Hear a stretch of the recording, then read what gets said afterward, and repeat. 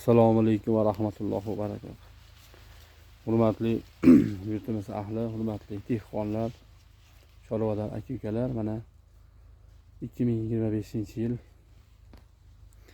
oktyabr oyining boshlarida mana silos uchun hamdon yo'nalishi bo'yicha kelgan Xitoy Makka urug'imizni urishdan oldingi jarayonni syomkasini qilyapmiz. Mana holat a'lo darajada bo'lgan.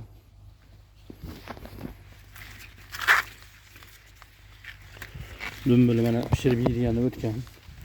Urishdan oldin bir mana ezyapmiz. Suv chachramayapti, suv uradigan holatga kelib qolibdi. Makka urug'imiz 90 kunlik. Bo'yi o'rtacha. Bo'yi 2,5-3 metrgacha bo'ladi. Lekin ko'pchilik aka-ukalarimiz bo'yiga ahamiyat berishadi. To'g'ri, bo'yda ham foydasi bor, lekin buni hozir yana bir narsani ko'rsatib o'taman. Hozir bo'y bilan bu bo'ysizlik farqida. Hozir endi buni ham to'g'ri bo'y o'sadigan navlari ham bor, kun uzoqroq. Buni bitta afzallik tomoni mana 14-iyunlarda ekilgan. Hozir kuni uzun Favosi 700-650 lik navlarimiz haligacha to'g'risi pishirib yeydigan holatga oldi kelgan. Lekin o'rishga erta. Silosga uradigan bo'lsangiz effektini yo'q. Nima deydi? Doni ham ko'rinmaydi. Ezilib ketadi. Shuning uchun buni asosiysi endi yildan yilga mana har xil holat bo'lyapti. Kuz erta kelyapti, havo keskin mana bu yil sovib ketishini hisobga olib erta pishar, tez pishar navlarni ekkan ma'qul bo'lib qoldi. Asosiysi bu yerda masalani dumbil beradi. Birinchidan chorva uchun oziqaga yaxshi. Silos o'rganda ham bu bo'y pakkana dumbili mana ikkitadan olganlari ko'p. Bir donadan ham deylik, endi bir donadan olganda ham 500 grammdan kam emaslar. 500 gram foyasi bilan borib 1 kilo bo'lganda ham gektarga 50 ming dona emas, 70-80 ming dona ekilgan. Endi shuni hisobini chiqarib olasizlar o'zingizlar. Mana ko'ryapsizlar. Dumbil o'ta katta, o'ta go'zal holat. Hozir uyga pishirib yeyishdan o'tib ketibdi, qatishga ketdi. Nasib qilsa mana 10-larga urib olmoqchimiz mana.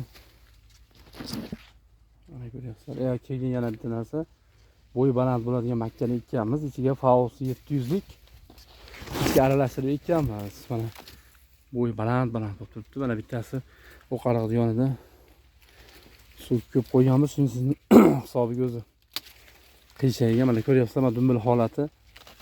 Mana hali pishirib yeyish yo'lda tursin, dumbil endi shakllanyapti mana ishlari. Baliq ko'z ham bo'lmagan. Bunaqa holatda hech qanday bir oziqa birligidan umid qilmasa ham bo'ladi menimcha. Quruq silos bo'lib qoladi. Endi urug'ni qimmat urug'ni olgandan keyin puliga endi to'g'risi oqlash kerak o'zini. Endi u qimmat urug'ni ekkandan keyin u dumbil bo'lmasa, dom bo'lmasa, u ko'chadagi 5000 so'mlik urug'dan farqi yo'q. Nima farqi bor mana? Bo'y baland 4 metrgacha bo'ladi, lekin dumbili yetilmagan. Buning uchun kam 20 kun vaqt kerak. 20 kun degan endi noyabr oyiga o'tib ketamiz degan. Noyabr oyigacha endi Xudo ko'rsatmasin, bir kun o'zi shamol bo'lsa, yomg'ir bo'lsa, bu yer bilan bitta bo'ladi. U qilgan mehnat ham rasvo bo'ladi.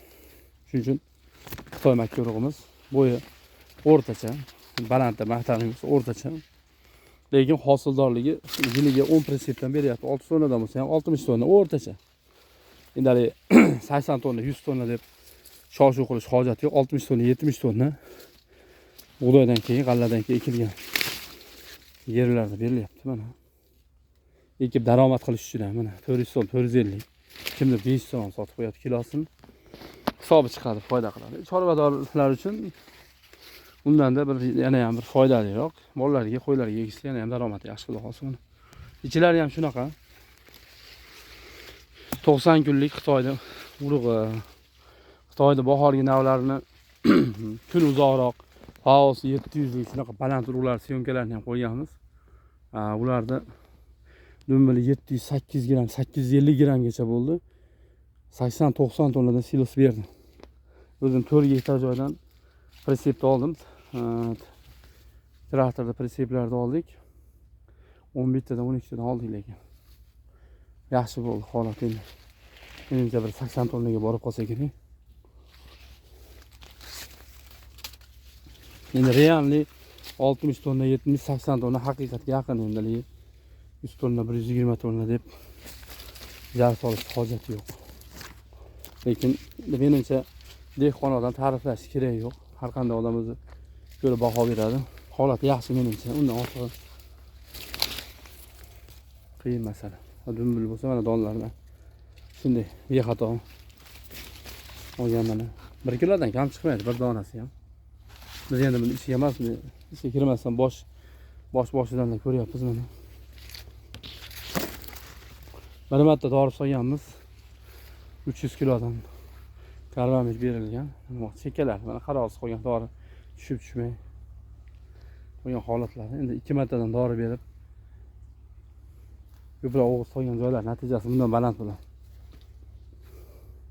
Asosiysi hammasida mana 2 marta selka yurib o'rgan joyi bir qalin ekilgan. Shu yerda ham dumbil bor. Bir donada ekilgan joylarda dumbili katta. Gektarga 30 kilodan ekkanmiz. Urug'ning kalorirovkasi o'rtacha holatda edi.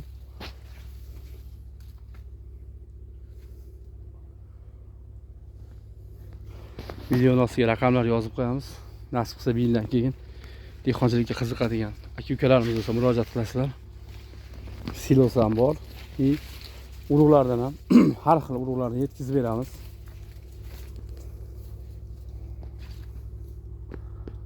Dumbillarni mana ichkarida ko'rinishlari ham. O'rimga kelib qoldi, xudo xolasa.